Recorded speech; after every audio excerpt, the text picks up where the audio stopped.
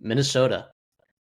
Now they're geographically in a position where it's actually shorter travel to Cal, Berkeley, than it is for most Big Ten teams.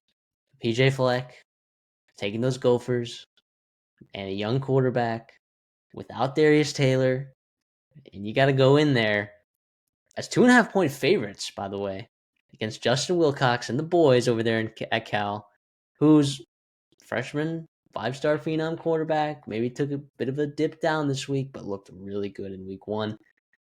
This, I mean, while this game doesn't have the playoff implications that we're talking about with these other games that we're previewing, boy, am I very interested to watch this game.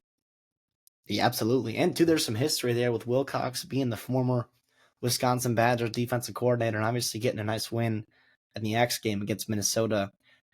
Also, too, Wilcox is not that he's fighting for his job, but he's kind of fighting for his job. I mean, it's a big year for him, man. And you get the quarterback right. Sounds like you have a lot of rebuilding on the offense, man. I know Minnesota fans been talking all summer because they didn't have the tough out of conference game. It's Buffalo, right, which is a good solid team in the MAC, but obviously if you're a Big Ten opponent, like you should be winning that football game. And then obviously Northwestern State, one of the worst teams in FCS. This was the game they've been looking forward to for a while.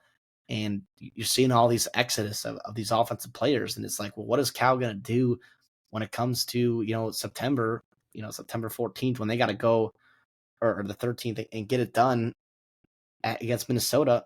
And holy cow, man, like that offense, unbelievably impressive. I know Oregon State is not as good defensively as Minnesota is. I do believe in this Minnesota defense, especially right now. They have done a great job of staying fresh. Like they didn't play many snaps against Buffalo.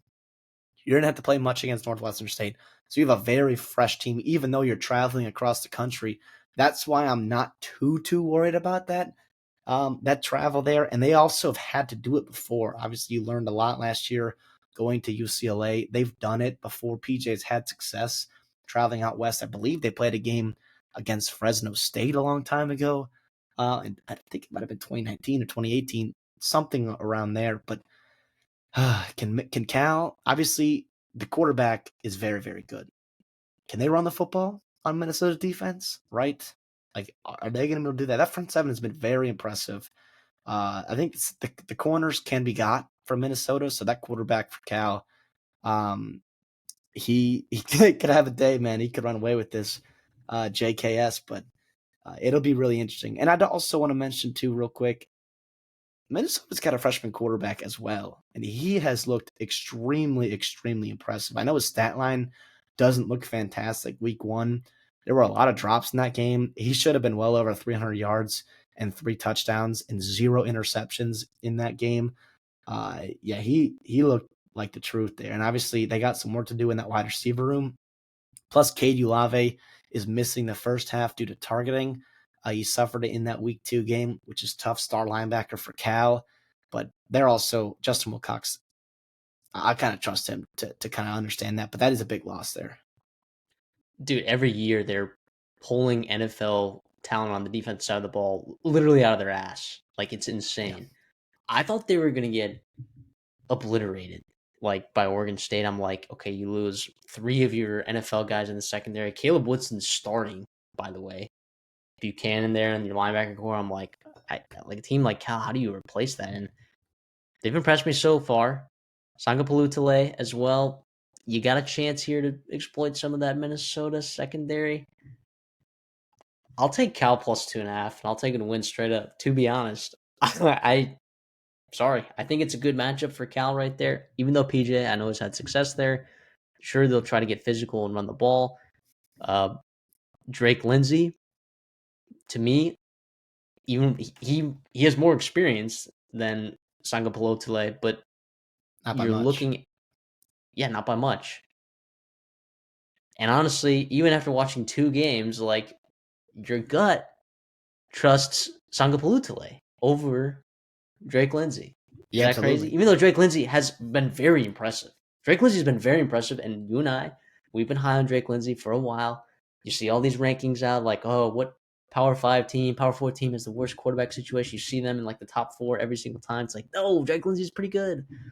But Sangapalutale is, boy, is he exciting. It's more about the surrounding cast, and you have to trust that Minnesota has the surrounding cast to help them out. Now, those wide receivers, Minnesota, like I do worry about them separating and catching balls, which is your number one job, or your only jobs is to separate Yeah. and to catch the football when you do get it. Now that also, they're pretty good on run blocking, so I'm not gonna knock them too much. But the Darius Taylor health situation is really concerning as well. It sounds like a hamstring for him, which is not good at all, and not something I think the staff wants to mess around with. Even if he is healthy, I do have a hard time seeing him getting the volume that he would typically have in this kind of game plan. AJ Turner, Cam Davis, Fame, the young freshman running back there, they got to get involved. And this is why he went out and got Turner, is to spell Turner or to spell Darius Taylor when he needed it. And he's going to need it this game, even if he does suit up. I do not expect him to, though. But yeah, I'll go Minnesota minus 2.5. By be a really good game, though. Very, very interesting. And obviously they'll play home and home. This is the first of a home and home with Minnesota and Cal.